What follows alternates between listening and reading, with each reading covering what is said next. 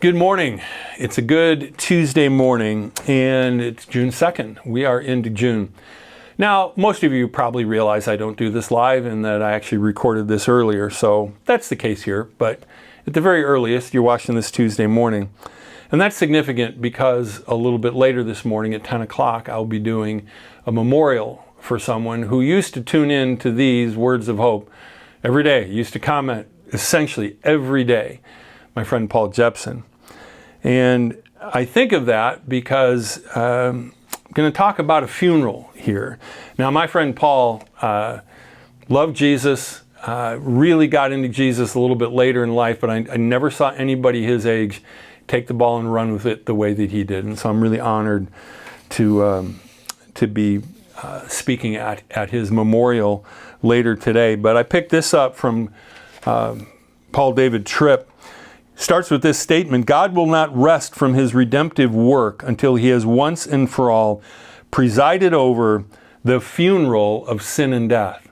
So we know that everybody here at some point, our journey comes to an end. Now, the great hope we have in Christ is that the journey doesn't end here, but it goes on to something that's far greater.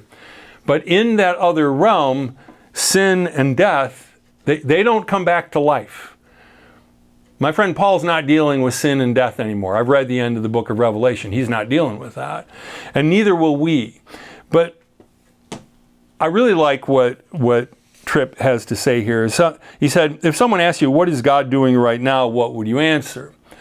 And there's a lot of things happening in the world that it's like, well, that's above my pay grade. I don't really know exactly what God's trying to do. There might be some confusion. But I think the number one thing is that, first of all, it's like, well, forgiveness. Now, I know that Jesus has forgiven me, and that's good. That's great that he went to the cross, paid for my sin. The second thing that most Christians are pretty clear on is the future, that there's this place called heaven, the kingdom of heaven, and that's our great hope, that we're going to end up there with God. But what is God doing now? Are we just kind of on our own, just kind of like, well, I don't know, maybe another 10, 12, 18, 22 years. I don't know. Let's see. No, Jesus taught us to pray, thy kingdom come, thy will be done on earth as it is in heaven. But in the midst of that, he's trying to do things in our lives as well. So the single word answer is redemption. He is working on redemption. He is actively working on sin's final defeat and our complete deliverance. Someday we will be completely free of sin. As a matter of fact, this is what it says in 1 Corinthians chapter 15, verses 25 and 26. For he, Christ, must reign until he has put all his enemies under his feet. The last enemy to be destroyed is death. So, what is God doing right now? Oh, the world's out of control. No, God is reigning. It might not look like it, but he's reigning. That's with R-E-I-G-N, not R-A-I-N. Your world is not out of control. The bad guys are not going to win, and sin is not going to have the final victory because your world is not out of control, but it's under God's careful, redemptive control. So the hope we have right now is that God is at work in everything that happens and that he will not give up. He's not going to quit.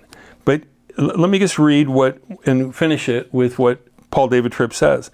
Hope right here, right now, doesn't rest in your understanding or strength, but in the sin and death defeating rule of the King of Kings and the Lord of Lords. His reign is your present protection and your future hope. God will not stop until sin and death are defeated forever. Have a great one.